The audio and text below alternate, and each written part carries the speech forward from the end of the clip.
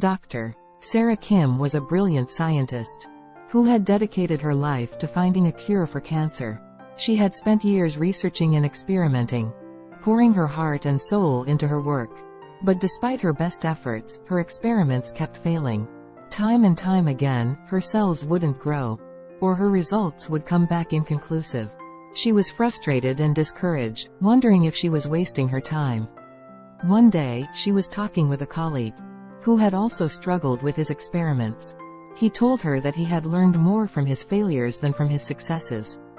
That got Sarah thinking. What if her failures were actually teaching her something? She started to approach her experiments differently. Instead of getting discouraged when they failed, she would carefully analyze what went wrong and adjust her methods. She started to keep a detailed record of every experiment and every result, looking for patterns and insights. Slowly but surely, Sarah started to see progress. Her cells started growing more consistently, her results became more conclusive.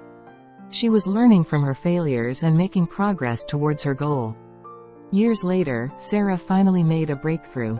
She discovered a new compound that had the potential to stop cancer cells from spreading. Her discovery was hailed as a major breakthrough in the field, and she was awarded numerous honors and accolades. But Sarah knew that it was her failures that had led her to that moment. It was the lessons she had learned from years of setbacks and frustrations that had allowed her to finally succeed.